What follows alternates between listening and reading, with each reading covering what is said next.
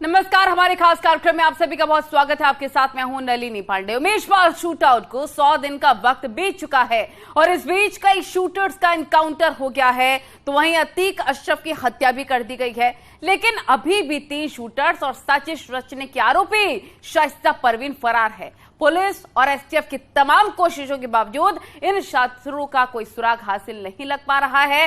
सवाल यही बाकी है कि आखिर ये तमाम शातिर गए तो गए कहां? ये रिपोर्ट देखें।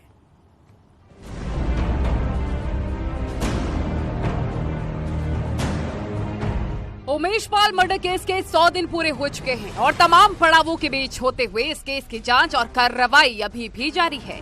इस केस के कई आरोपी अभी भी फरार हैं और पुलिस और यूपी एसटीएफ लगातार शिकंजा कसने के लिए प्लानिंग बदल बदल कर काम कर रही है। हालांकि अभी भी ये शातिर पुलिस की गिरफ्त से दूर हैं। अब तक फरार हुए शूटर्स: गुड्डू मुस्लिम फरार, साबिर फरार, अरमान फरार। उमेश पाल शूटआउट में शामिल रहे शूटर्स में से 3 अभी भी फरार हैं।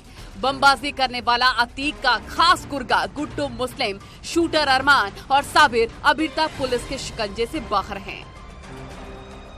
किस किस की तलाश? शाइस्ता परवीन अतीक की पत्नी, जैनब फातिमा अशरफ की पत्नी, आयशा नूरी अतीक की बहन। इसके अलावा उमेश पाल शूटआउट में साजिश रचने की आरोपी अतीक अहमद की पत्नी शाइस्ता परवीन भी पुलिस के हाथ नहीं आ रही है। शाइस्ता न सिर्फ लगातार लोकेशन बदल रही है, बल्कि पुलिस की सोच के मुताबिक अभी तक उलट ही काम कर रही है। शाइस्ता न बेटे और पति के जनाजे पर आई, न ही पुलिस अभी तक उसका सुराग हासिल कर सकी है। वहीं अशरफ की पत्नी जैनब फातिमा और बहन आयशा नूरी भी पुलिस की गिरफ्त में नहीं आ सकी हैं। उमेश पाल और 2 सरकारी गनर हत्याकांड के 100 दिन पूरे हो गए हैं, लेकिन अभी भी इस मामले में अभियुक्त 5-5 लाख के इनामी 3 शूटर्स बमबाज गुड्डू मुस्लिम, साबिर और अरमान फरार हैं। 100 दिन बीतने के बाद भी जांच एजेंसियां इन्हें गिरफ्तार नहीं कर पाई हैं।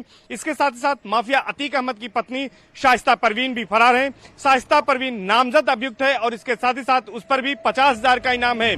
24 फरवरी को राजूपाल मर्डर केस में मुख्य गवाह रहे उमेश पाल और उसके 2 सरकारी गनर्स की सरेआम गोलियों से भूनकर हत्या कर दी गई थी।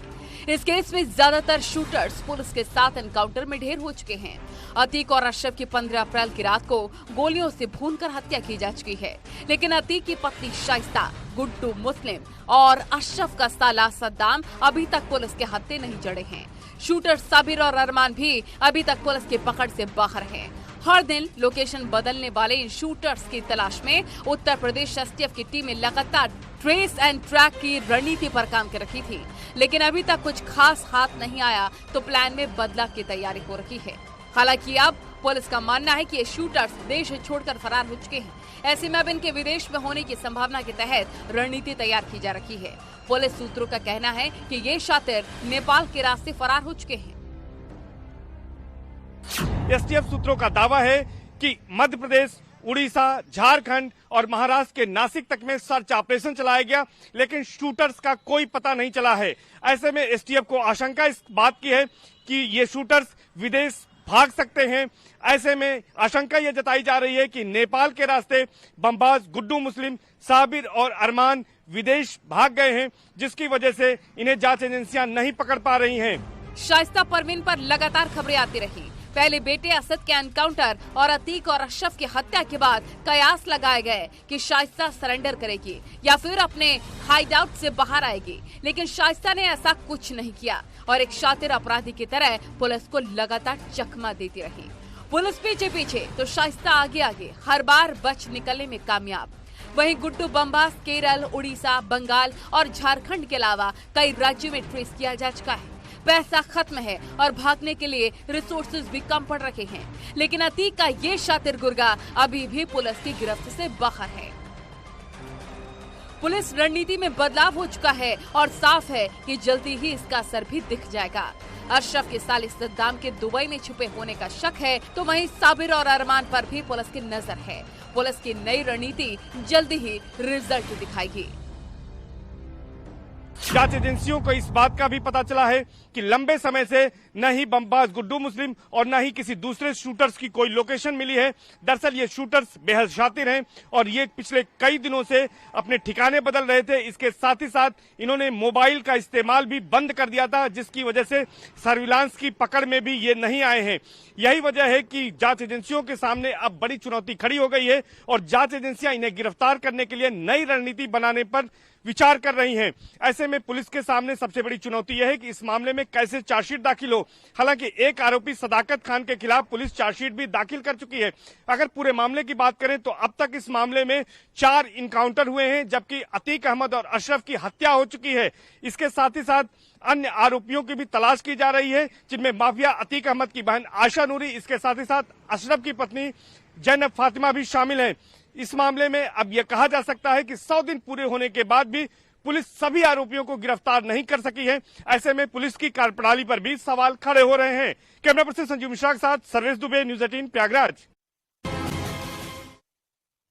और वहीं कानपुर के नजीराबाद इलाके में 2 गाड़ियों के बीच टक्कर हो गई तो एक गाड़ी से उतरे कुछ लड़कों ने न सिर्फ दूसरे युवक को जमकर पीटा, बल्कि उसे बचाने आई महिलाओं के साथ भी गाली गलौज और अभद्रता की है। पुलिस आई तो लड़कों ने पुलिस वालों को धक्का देते हुए कहा, जानते हो विधायक जी के यहां से हैं। ये रिपोर्ट देखिए।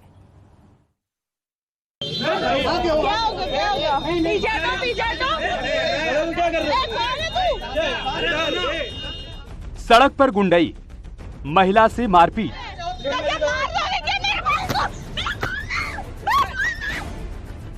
पुलिस के सामने कानपुर में सरे बाजार गुंडई।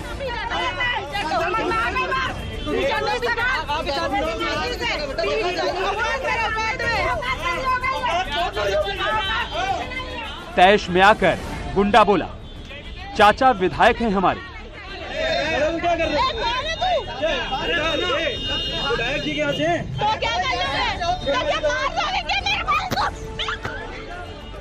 सुना आपने, देखा आपने कि तैश में पुलिस के सामने कानपुर का ये गुंडा अपना रौब और विधायक चाचा जी के रुआब का हवाला देकर सरेआम महिलाओं से मारपीट कर रहा है।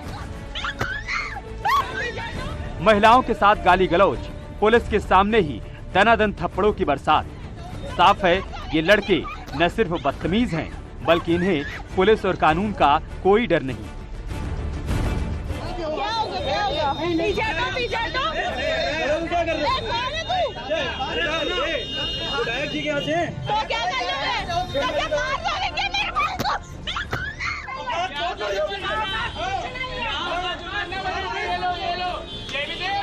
हमें तुम्हारा नहीं चाहिए, तुम्हारा नहीं चाहिए, तुम्हारा नहीं चाहिए। चलो यार, तुम्हारा भाई हमारे भाई को मारो। तुम लोग मर नहीं गया, मार के दिखा दे, तू मार के दिखा दे, तेरी औकात है। दरअसल कानपुर के नजीराबाद इलाके में 2 गाड़ियों के बीच टक्कर हुई थी, जिसके बाद एक गाड़ी में मौजूद इन लड़कों ने दूसरे लड़के को बेरहमी से पीटा। लड़के के साथ मौजूद महिलाओं ने विरोध किया तो उनके साथ भी मारपीट, गाली गलौज और अभद्रता की।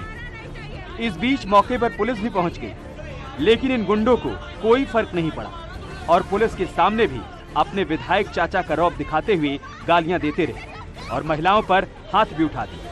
अब पुलिस ने मामले की जांच शुरू कर दी और जल्द ही कार्रवाई की बात कही जा रही है। मेरा फोन ना छू लेना, मेरा फोन ना छू लेना, मेरा फोन ना छू लेना। देखिए, थाना नज़ीराबाद क्षेत्र का एक वीडियो संज्ञान में आया है कई सोशल मीडिया के माध्यम से, जिसमें एक व्यक्ति, जहां पे पुलिस भी हमारी थी, वहां पे कुछ व्यक्तियों के और महिलाओं से बदतमीजी करता हुआ दिख रहा है और जो भी उसने कथन कहा है उसकी हम लोग जांच भी करा रहे हैं। अभी किसी प्रकार की तहरीर अगर मिलेगी तो उसको भी संज्ञान में लिया जाएगा और SHO को हमारे द्वारा निर्देशित भी किया गया है। इसमें जो भी न्याय संगत हो और विधिवत हो उसको कार्रवाई करेंगे। कभी खुद को विधायक का भतीजा बताकर तो कभी गले में पहनी चेन दिखाकर अपनी अमीरी का रौब दिखा रहे इन लड़कों के लिए कानून कितना अहम है, इस वीडियो से साफ हो जाता है।